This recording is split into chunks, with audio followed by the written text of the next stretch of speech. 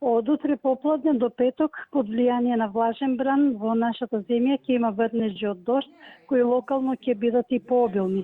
Вкупно од овој бран се очекува на повеќе места да наврнат над 30 литри на метар квадратен, а локално и над 50 литри на метар квадратен дожд.